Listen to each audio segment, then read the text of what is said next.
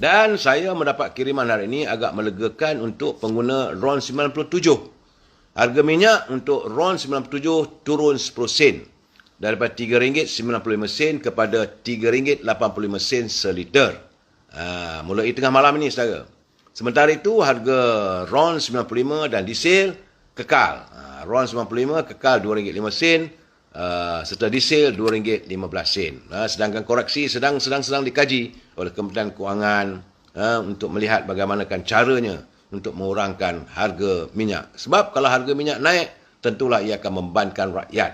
Kerajaan juga sekarang ini sedang memantau kesan perubahan harga minyak mentah dunia serta mengambil langkah bersesuaian bagi memastikan kebajikan dan kesejahteraan rakyat terus terpelihara. Demikian menurut Kementerian Kewangan dalam kenyataannya. Kita belum ada lagi Menteri Kewangan, saudara. Dalam keadaan begini, kenyataan beberapa pegawai Kementerian Kewangan, mereka masih lagi bertungkus lumus untuk melihat, mengkaji bagaimana untuk mententeramkan soal harga minyak dan harga barangan di pasaran, saudara. Bagaimana yang saya katakan, kerajaan hari ini adalah kerajaan perpaduan yang bakal menangani derita rakyat. Hari ini juga, saudara, dan selama 2 hari, Majlis Raja-Raja Melayu mengadakan persidangan, mesyuaratnya, ya saudara. Dan daripada kenyataan itu yang dikeluarkan oleh Tunku Mukris Almarhum Tunku Munawir, yang Di-Pertuan Besar Negeri Sembilan, selaku pengurusi kepada mesyuarat yang diadakan tadi dan semalam, iaitu pertama-tama sekali adalah menyentuh soal Suruhanjaya Perlantikan Kehakiman, JAC. Dan Majlis Raja-Raja menitahkan supaya perlantikan 5 ahli Suruhanjaya Perlantikan Kehakiman tidak lagi dibuat oleh Perdana Menteri. Sebaliknya, serahkanlah kepada pihak-pihak yang tertentu untuk memastikan JAC ini, iaitu judicial, bebas dalam melaksanakan tanggungjawab. Jadi menurut Baginda, Majlis Raja-Raja mencadangkan agar pelantikan 5 ahli JAC tidak dibuat oleh Perdana Menteri. Sebaliknya, ia diberikan kepada institusi lain seperti Majlis Peguam Malaysia, Persatuan Undang-Undang Sana, Persatuan Peguam Bela Sarawak dan Jawatan Kuasa Pemilih Parlimen, saya. Dengan keadaan ini, keanggotaan JAC akan lebih seimbang dan tidak membawa kepentingan mana-mana pihak. Demikian titah Tuanku Mukris. Dalam waktu yang sama, Raja-Raja juga menzahirkan kebimbangan tentang sekarang ini masih lagi menular perbuatan yang mengadu domba yang cuba untuk memporak-perandakan keharmonian sesama warga kita. Sebab itu, sewajarnya kita kembali kepada asas, iaitu rukun negara, kesusilaan, dan juga kita menjunjung undang-undang, saudara. Dalam keadaan gini, kita mengharapkan agar Yang Muhammad Nasir Anwar Ibrahim memacu kerajaan melaksanakan apa yang sering dilontarkan oleh beliau. Kita tak mahu lagi adanya undang-undang rimba di negara kita. Segala-gala mesti terus. Kita tak mahu lagi negara berada sebagai negara Eden yang penuh kegilaan. Apabila sang penguasa menunjukkan kuasa mereka dan mencampuri urusan. Soal pembahagian kuasa antara eksekutif, antara legislatif dan judiciary mesti dilaksanakan sepenuhnya. Kita tak mahu mahkamah digunakan oleh pihak-pihak tertentu, sama ada nak balas dendam ke ataupun menginaya pihak-pihak tertentu. Sebab itu saya melihat sekali semalam ada kiriman pada saya. Persoalan sekarang ni, apalagi alasan yang Tan Sri Zeti mahu berikan untuk tidak hadir ke mahkamah. Sebab bekas Gubernur Bank Negara Tan Sri Zeti sebelum ini mendapat penangguhan dari mahkamah dalam kes YNDB kerana dikatakan mengalami muntah dan demam pada 23 November lalu. Dan mahkamah dimaklumkan Zeti mendapat cuti sakit selama 2 hari berikutan keadaan kesihatannya. Jadi sekarang ni kes skandal YNDB menarik perhatian seluruh negara apabila didedahkan Zeti sebenarnya mengetahui Datuk Seri Najib akan menerima wang sejumlah 100 juta dari negara Arab. Banyak benda-benda yang akan timbul dan kita mengharapkan keterusan berlaku. Sebab itu kita menuntut supaya segeralah, kalau dilihat tentang apa penghakiman tu nampak gayanya. Saya tak mau bercakap lebih daripada soal bidang kehakiman ni saudara. Ini boleh kita dianggap sebagai satu pelanggaran ataupun penghinaan mahkamah. Tapi kita mengharapkan keadilan benar-benar ditegakkan membabitkan kes Datuk Seri Najib. Itu saja kita minta. Dan hari ini bila titah Duli Yang Mulia Yang Tuan Agong serta Raja-Raja Melayu mahu melihat agar pelantikan hakim-hakim ini tidak dibuat oleh Perdana Menteri, sebaliknya oleh jawatan kuasa yang memikirkan semasak-masaknya kelayakan setiap para hakim yang bakal diletakkan. Sama ada nak jadi ketua hakim negara, nak jadi hakim mahkamah persekutuan, hakim mahkamah rayuan dan sebagainya, mestilah integriti mereka dan benar-benar kelayakannya bukan dilantik untuk menimbulkan persepsi. Saya lebih suka menggunakan perkataan menimbulkan persepsi yang bukan-bukan. Kita adalah negara hukum, negara yang mengamalkan kedaulatan, keluruhan perlembagaan dan kedaulatan undang-undang. Sebab itu Majlis Raja-Raja menitahkan agar rakyat dipertingkatkan kesedarannya dalam penggunaan ataupun pengamalan 5 rukun negara. Saudara, jangan lupa kesetiaan pada raja dan negara, keluruhan perlembagaan dan undang-undang. Saudara, ini paling penting untuk terlaksana. Baik saudara, itu berhubung dengan mesyuarat Majlis Raja-Raja yang nampak gayanya begitu tuntas, telus. Majlis Raja-Raja lain tak ada. Saya matlamat Majlis Raja-Raja adalah melihat agar rakyat yang bernaung di bawah payung baginda berada dalam keadaan tenteram dan kita boleh menikmati kemakmuran negeri, menjunjung kasih atas setiap titah yang tuanku zahirkan. InsyaAllah saya yakin kerajaan pimpinan Datuk Seri Anwar Ibrahim pasti akan mematuhi, sebab bagi kita raja dan rakyat berpisah tiada. Saya melihat hari ini, semalam, dan rumah rakyat masih tertunggu-tunggu. Dah seminggu dah. Hampir seminggu. Datuk Seri Anwar Ibrahim mengangkat sumpah sebagai Perdana Menteri pada hari Jumaat. Dan ni dah nak masuk seminggu dah.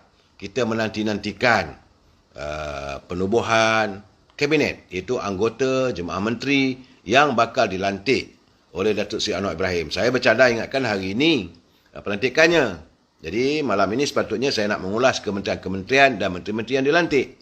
Tapi nampak gayanya terpaksa saya tangguhkan kerana besar kemungkinan saya difahamkan bahawa besok mungkin Yang Amat Berhormat Datuk Seri Anwar Ibrahim bakal mengumumkan senarai jemaah menterinya. Kerana saya difahamkan bahawa Duli Yang Mulia Tuan Agong akan mengadakan lautan resmi keluar negara pada hari Sabtu. Jadi sebab itu majlis angkat sumpah perlu diadakan selewat-lewatnya pada hari Jumaat agar program ataupun jadual Duli Yang Mulia Tuanku tidak tergendala dan kita dapat menubuhkan kabinet, menubuhkan kerajaan yang lebih-lebih mantap. Saudara, jadi pembentukan barisan kabinet Perdana Menteri Datuk Seri Anwar Ibrahim dijangka diumumkan, ada yang kata sebelum Jumaat, tapi saya kata kalau sebelum Jumaat bila pula nak angkat sumpahnya? Saya menyatakan besok, saudara. Dan hari ini kabar angin bertiup kencang, iaitu kabinet baru yang bakal diumumkan dalam waktu dekat. Banyaklah hantaran Facebook, WhatsApp, kiriman ringkas. Terdapat beberapa keterangan ringkas yang menyatakan sebagai contoh, Duli Yang Mulia Tuan Agong telah pun menerima menghadap Datuk Seri Anwar Ibrahim, tentulah dengan senarai anggota kabinetnya. Dan difahamkan pertemuan minggu pertama Datuk Seri Anwar Ibrahim dengan Tuan Agong telah pun diadakan semalam. Selalunya diadakan pada hari Rabu. Tapi kerana kabinet tidak ada, maka mungkin minggu-minggu mendatang, selalunya kebiasaan Yang Amat Berhormat Perdana Menteri akan menghadap Duli Yang Mulia Tuan Agong membentangkan kertas kabinet, perbincangan dan keputusan kabinet-kabinet yang lalu pada hari Rabu. Tapi kerana hari ini kabinet tidak lagi dibentuk, masih belum lagi dibentuk, dan perbincangan antara Perdana Menteri dengan Yang Amat Berhormat dengan Duli Yang Mulia Tuan Agong diadakan semalam. Saya difahamkan telah pun diterima senarainya. Macam-macamlah teka-teki, bilangan menteri dan sebagainya. Tapi saya melihat bahawa komposisi kabinet Perdana Menteri Datuk Seri Anwar Ibrahim, yang paling penting sekarang ni, warga UMNO nak tahu bagaimana kedudukan Presiden UMNO. Saya difahamkan bahawa insya-Allah Datuk Seri Zahid Hamidi akan diminta masuk menyertai Kabinet Datuk Seri Anwar Ibrahim. Itu keadaannya. Dan memang pun sepatutnya tak perlu fikir berapa nada lah. Masuk menyertai Kabinet untuk melaksanakan tugas dan tanggungjawab yang diamanahkan oleh rakyat. Soal mahkamah berjalanlah, tak ada masalah. Sebab saya melihat laporan Sinchiu kepada China dah lebih awal, saudara. Ia memetik sumber yang melaporkan kemungkinan tentang komposisi kabinet baru. Antaranya Parti Keadilan Rakyat, selain mendapat jawatan Perdana Menteri, ia juga turut mendapat 4 jawatan menteri. Kementerian mana belum ada penjelasan. Sementara itu Barisan Nasional, UMNO Barisan Nasional pula akan diberi jawatan sebagai Timbalan Perdana Menteri serta 4 jawatan menteri. 4. Begitu juga gabungan Parti Sarawak GPS akan diberi jawatan Timbalan Perdana Menteri dan 3 jawatan menteri. Parti DAP akan mendapat 5 jawatan menteri katanya. Amanah 2 menteri dan UPKO 1 menteri. Dan kabarnya Datuk Seri Anwar Ibrahim bakal membentuk kabinetnya tidak lebih daripada 25 orang. Saya menyangkakan 24. Tapi kalau 25 tu lebih 1 sajalah. Sebab beliau telah pun berjanji untuk mengecilkan saiz jumlah menteri. Dan kalau ada satu timbalan menterinya, artinya tidak lebih daripada 50 orang. Ini yang kita harapkan. Biarlah jemaah menteri itu kecil, tetapi efektifnya. Daripada ramai, tak ada efektif. Itu keadaan saya. Dan dari senarai sama ada 24, 25 menteri dalam kerajaan Persatuan Unity ini, kita melihat jika begitu senario-nya ternyata semakin ramai rakyat sedar bahawa UMNO Barisan Nasional sebenarnya adalah mangsa kepada magnum opus. Itu pendawan politik yang dicetuskan oleh mantan Perdana Menteri era Pakatan Harapan. Seandainya keadaan ini berlaku, maka Datuk Seri Anwar Ibrahim pasti sedang melakukan pembetulan, ya saudara. Jadi, kerana semua orang tahu, mantan Perdana Menteri itu telah pun memberi kata dua kepada Datuk Seri Zahid Hamidi agar UMNO dibubarkan. Tapi, bila ditolak mentah-mentah oleh Presiden UMNO, maka beliau dikenakan pelbagai dakwaan yang memaksanya turun naik ke mahkamah. Apapun harapan rakyat agar keadilan ditegakkan di tanah air ini dan semoga kita menginsafi bahawa mereka yang tidak jujur dalam menjunjung keadilan pasti akan menderita hidupnya berbanding mereka yang dibebani oleh ketidakadilan. Dalam keadaan begini, saya masih teringat lagi, saya teringat tanggal 2 bulan ke 4 bulan Ogos, September, rasanya 2 September tak silap saya, hari Rabu. Saya waktu itu di pejabat, sekitar jam 3 petang saya dihubungi oleh Datuk Seri Anwar Ibrahim. Dia kata, kalau you free datanglah ke rumah. Saya tanya di mana? Katanya di Seri Timah. Itu tempat kediaman resmi Timbalan Perdana Menteri waktu itu. Saya sampai ke rumah Datuk Seri Anwar Ibrahim sekitar jam 3.25 petang. Yang ada waktu itu, Datuk Seri Anwar Ibrahim, seorang imam daripada India, yang memberi pandangan keagamaan, meminta Datuk Seri Anwar Ibrahim bersabar. Dan waktu itu Saudara Azmin Ali ada. Saya ingat lagi peristiwa itu. Itulah tak ramai orang. Saya orang pertama datang yang ada di Seri Timah. Akhirnya kereta saya pun tak boleh keluar. Sebab lepas itu ramai dah datang. So, saya bertanya dengan Datuk Seri Anwar Ibrahim, apa isunya? Beliau mengatakan bahawa Datuk Seri, masa itu Dr. Mahathir lah, Datuk Seri Dr. Mahathir meminta beliau meletak jawatan. Kerana dia kata kabinet pagi itu, hari Rabu lah, sebab ada mesyuarat kabinet. Dia menyatakan bahawa minta saya letak jawatan. Sebab kabinet pun mesyuarat 25 minit saja. Lepas itu dia panggil saya masuk pejabat dia bagi tahu, you must resign. Saya tanya kenapa? Dia kata tak usah kisahlah apa pun, tapi I want you to resign. Dan saya tanya pula Dr. Seri Anwar Ibrahim, kalau you tak berhenti macam mana? Dr. Seri Anwar Ibrahim kata, kalau saya tak berhenti, dia akan pecat. Tidak ada pilihan. Either you resign or I will sack you. Itulah keadaannya yang saya masih ingat. Dan apabila Datuk Seri Anwar Ibrahim memilih untuk tidak berhenti, ataupun meletak jawatan, maka berlaku penentangan. Datuk Seri Anwar Ibrahim disingkirkan dari jawatan sebagai timbalan Perdana Menteri. Saya masih ingat peristiwa itu, saudara. Masih terbayang-bayang lagi keadaannya. Tak ramai 4 orang aja di rumah beliau di Seri Timah waktu itu. Dan memanglah sikap Datuk Seri Dr. Mahathir waktu itu, siapa saja yang dilihat sebagai penentang, maka akan dikenakan dengan pelbagai tuduhan. Itu yang dulu yang kita tengok. Jangan lupa Allahyarham Fernando sebagai peguam bela, dan Hakim Coklat Hack yang kita katakan, saudara, turun naik dapat tilam di mahkamah, akhirnya tak ada pun. Begitulah. Dan bagaimanapun Datuk Seri Anwar Ibrahim tersimpan di belakang jeruji besi selama 6 tahun. Apa yang saya lihat macam sama yang dialami oleh Presiden UMNO ini, saudara. Menentang Dr. Mahathir, katanya mencipta musibah. Gitulah saya nampak. Sebab itu saya melihat kalaulah gandengan ini berada, sebab itu saya dah katakan dulu bahawa untung nasib UMNO dengan keadilan boleh katakan sama. Usai pilihan raya 2018, pilihan raya ke-14, parti UMNO dikhianati oleh katak-katak yang melompat. Selama 16 orang. Sebab adanya,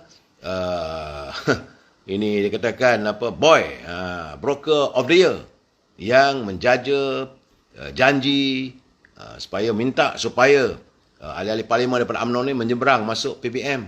Orang itu masih ada lagi dan melakukan tindakan yang sama. Saudara, kemudian bila berlaku penginjarahan, Parti Keadilan juga mengalami nasib yang sama apabila 16 orang ahli parlimennya turut menjadi katak-katak. Jadi sama lebih kurang, saudara. Pola-polanya sama. Jadi sebab itu saya mengatakan antara UMNO dengan Keadilan mengalami nasib yang sama kerana mereka menentang pimpinan Datuk Tun Dr. Mahathir Mohamad. Itu keadaannya, saudara. Tapi masa telah berlalu, yang sudahlah. Kita sekarang ni nak way forward. Sebab itu saya melihat hari ini seandainya Datuk Seri Najib, Datuk Seri Zahid dilantik sebagai timbalan Perdana Menteri, inilah merupakan gandengan yang agak baik. Saya jangan lupa, macam mana saya katakan semalam, bahawa tahun 1997 memang ada orang bercakap soal grand design. Waktu itu grand design yang dikatakan seandainya Dr. Mahathir berhenti, maka Datuk Seri Anwar Ibrahim jadi Perdana Menteri waktu itu. Dan timbalannya adalah Datuk Seri Najib. Itu grand design yang dilontarkan oleh Syahidan Kasim di Parlimen. Dia tak sebutlah nama Anwar Ibrahim, nama Najib, tidak. Tapi dia mengatakan ada grand design. Bagaimanapun, berlakulah macam-macam perkara. Ini keadaan sekadar saya ingat. Saudara Azman Abdul Ghani, kuli dah entah ke mana. Saya wallahualam. Saya ingat mungkin besok atau lusa saya akan bertemu dengan Yang Mulia Tengku Razali. Tanya beliau. Dan beliau saya lihat nampak gayanya, kalau ikut dari segi apa yang saya difahamkan, keputusan pilihan raya bagi Parlimen Gua Musang masih lagi dalam semakan dan protes. Saya difahamkan bahawa katanya lebih kurang 300 katanya ada undi yang ditolak. Kenapa penolakan itu? Wallahualam bisawab, biarlah Suruhanjaya pilihan raya menentukannya. Banyak benda meragui. Beliau cuma kalah 153 undi. Memang saya nampak adanya unsur-unsur yang penolakan Tengku Razali. Malahan Datuk Seri Zahid juga cuba dikenakan begitu. Tapi bagaimanapun Presiden UMNO itu dapat mengekalkan kedudukannya sebagai Presiden Parti Parlimen, kursi Parlimen di Bagan Datuk dengan margin majoriti yang terlalu rendah, iaitu 353 undi, tak silap saya. Dan banyak kursi-kursi yang di mana kita melihat, saudara, di mana kursi-kursi yang ditandingi oleh calon-calon baru. Bukan orang lama, saudara. Kursi-kursi yang tidak ditandingi oleh mantan menteri. Saudara, boleh katakan semuanya kalah. Apakah adanya percaturan? Apakah adanya sabotaj dalaman? Itu terpulang kepada Presiden UMNO untuk mengkajinya, saudara. Dan ini saya nak beritahu kepada saudara bahawa sebab itu saya melihat sebaik mungkin Datuk Seri Anwar Ibrahim memikirkan, jangan disingkirkan Yang Mulia Tengku Razali begitu saja. Permata yang berguna itu gunakanlah sebaik mungkin. Mungkin ada dia punya sentuhan atau pemikirannya. Matlamat lain tak ada untuk memakmurkan kembali negara, untuk memperbaiki suasana negara kita yang selama ini berada dalam keadaan ketidakstabilan politiknya.